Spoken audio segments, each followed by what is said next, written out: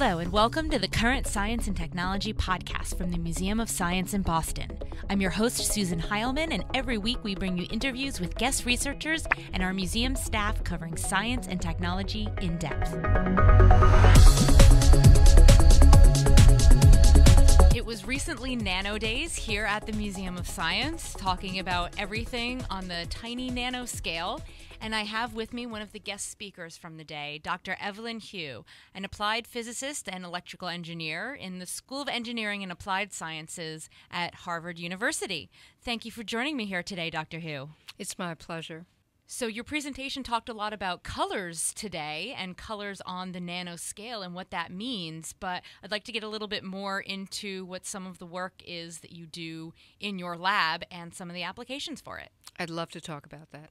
The world has created and also discovered, almost by chance, that nature and different materials have the capability to emit light in amazing ways. And, you take a single atom out of a crystal and suddenly it emits light, and it emits light with particular properties, like there's a spin associated with an electron that's associated with that defect. So you get light and electron spin for the same input. You get more information than just the light itself. And what I talked about today were some of the applications for making efficient devices, and we do make LEDs and we make lasers, but what I didn't talk about today so much was the magic of the science. The magic of the science is that we really can control light in ways no one even imagined, maybe even 15 years ago. We can store light. We're taught that light travels at the fastest velocity of anything in the universe. And so how do you slow it down, and how do you keep it and hold it so that you put it someplace and you go back and find it and it's there because light has information? In these kinds of boxes that we make, we can slow light. We can change the environment so much that we can emit photons. We can decide when the photons are going to emit. We can decide if the photons are going to stay there for a while. Imagine trapping those photons. Yeah. We can use those photons, and then this quantum computation that, color is an easy way to understand that we make emitters, and they can emit in the visible, so we can see it, but they can emit in the infrared, which we can't see, or in the UV. But it's all about using that photon as information, and then using the photon to act more efficiently to do what we want it to do.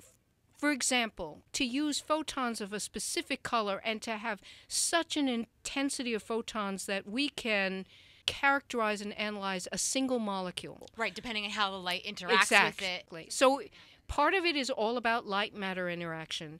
And this matching between the emitter and the box around it means that the light-matter interaction is so strong that instead of two separate entities, they become part of one. And that's pretty amazing because light has no mass and is evanescent, and matter is heavy and ponderous. Yeah. A lot of this reminds me of in quantum computation, so being able to store information in this light. While you were talking, I was also thinking about computers work in just 0, 1, on, off. And so we get gigabytes, terabytes, so much information, just 0, 1, on, off.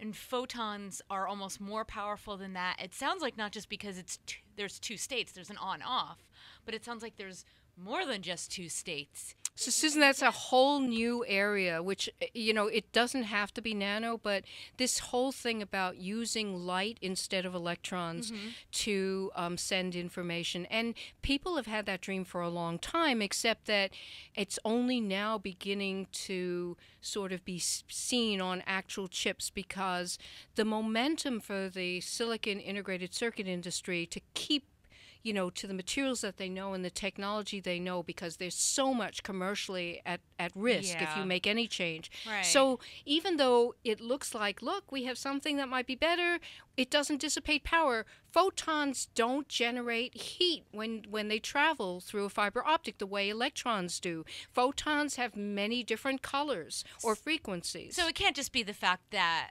and I understand your point, that we're very integrated into electronics, But there must be some barriers to photonics. I realize that overall it sounds like a better system, but what else has been stopping us? So there are a bunch of things. First of all, it's incredibly difficult to introduce even a new material into the existing technology platform. The second thing is that photons have a natural size. So it's at the nanometer scale, but it's really at the 100 nanometer scale. And I will tell you something that's changed. So as transistors scale down to 22 nanometer gates, transistors are getting smaller and smaller and smaller. Three-dimensional gates and now as well. Most of the typical devices that we use for photonics, like waveguides and lasers and detectors and sources, they're sort of on the order of a few microns or a few hundred nanometers. And they're different materials. So how do you fit them all in a very, very competitive, fast-moving kind of technology? That's number one.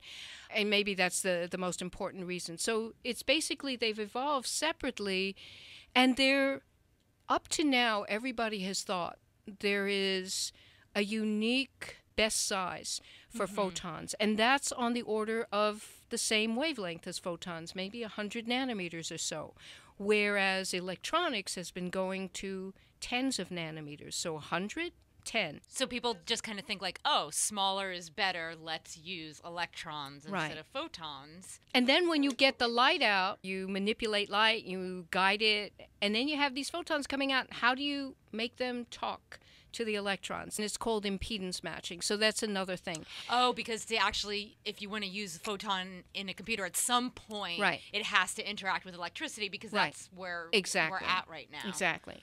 In maybe the past 10 years or so, people have discovered that metal nanoparticles and metal nanostructures can be just as good in making those boxes, in making waveguides.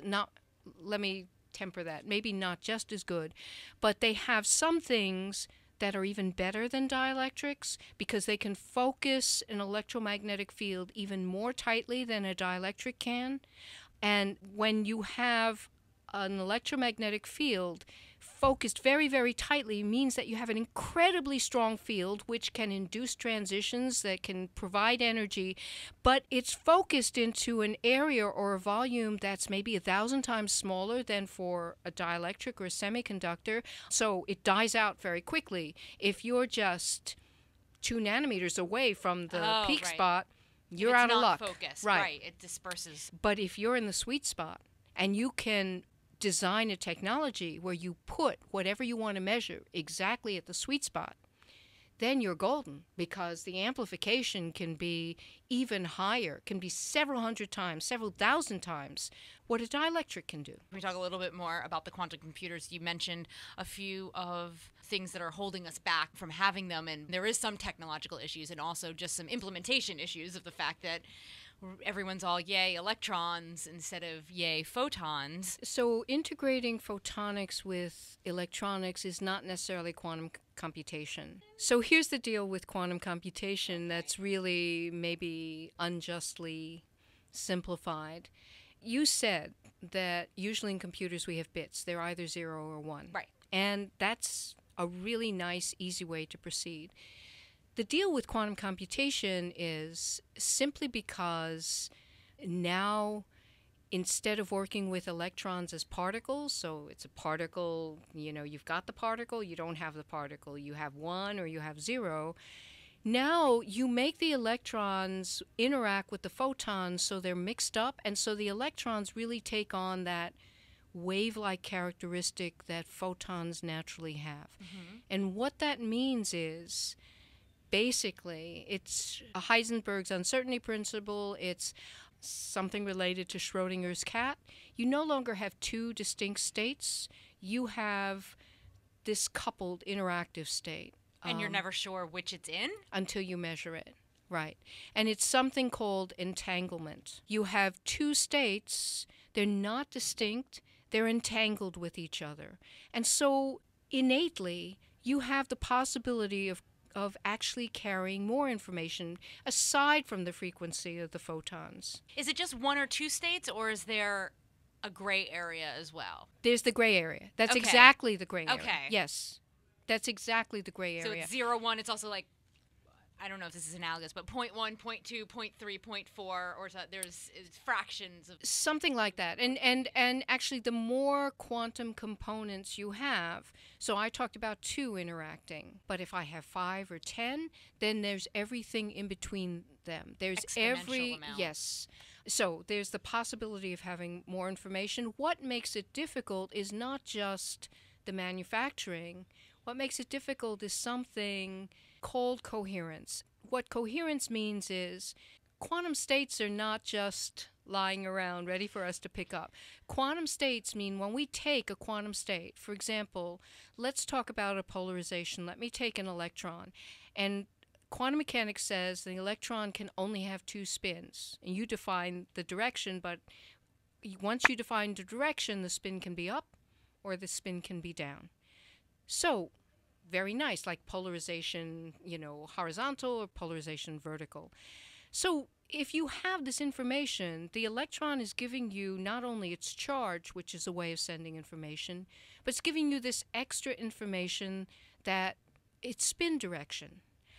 You would like to use that. You would like to use, if I measure the electron arriving, it's not only that I now have an additional charge, but I have an additional charge and the electron is pointing upwards.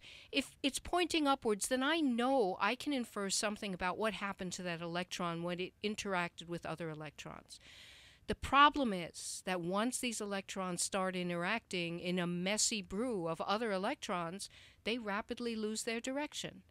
I mean, imagine that you're going into a crowded subway car and you're wearing, I don't know, a special hat with its feathers pointing up. And you push your way into that subway car and you get tousled around. And by the end of your tossling, people have jostled your hat and your feather is drooping every which way. So your feather has lost coherence. And that's exactly what happens to many quantum mechanical states. The problem is you prepare it in one state and you want to keep it in one state. So you want to keep it coherent.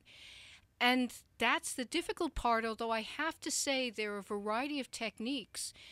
In the past 15, 20 years, as various funding agencies have invested in these ideas of quantum computation and quantum information processing, every field of sort of applied physics and a wide variety of physics disciplines and engineering has made advances that I think none of us thought would be possible in engineering this coherence. And the coherence, so you were talking about in the realm of electronics or electrons. So what does that then have to do with photons? Or do you use the photons to help get the electron coherence? Photons can have polarizations as well. Right. Okay, so it's analogous. Right. But here's a neat thing, Susan, is that if I make my magic box, and in that magic box I have a bunch of light emitters that also have spin, and I have this light-matter interaction. So the photons are strongly interacting with matter, so much so that I don't know which is which. They're entangled. And so I have a spin state. That spin state associated with the photon means that that photon is in a unique state as well. Now, an electron, with or without a spin, as soon as it leaves that magic box and I want to take the information somewhere else, and I have to take it somewhere else, as long as it's in that box, I don't know very much about it. I have no idea what, the information is. But the photon part of that pair can leave because photons can travel long distances. They're much less interacting. We can propagate photons through fiber optics over kilometers. They don't undergo the same kind of loss of energy than an electron does.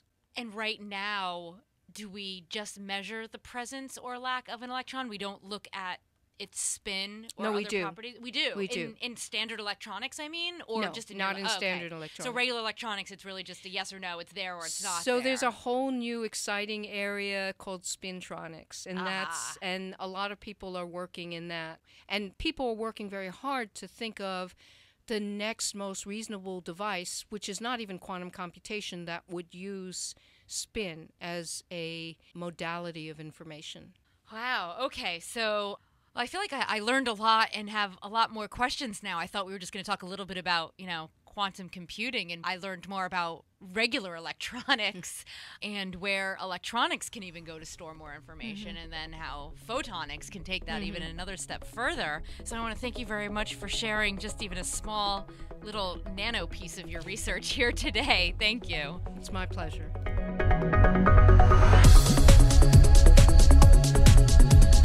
That's it for this week's show, but be sure to come back next time for more of the latest in science and technology.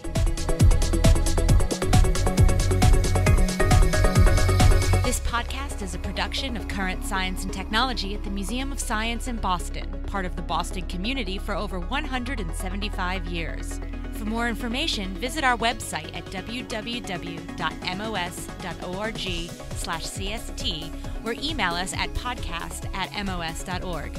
Thanks for listening.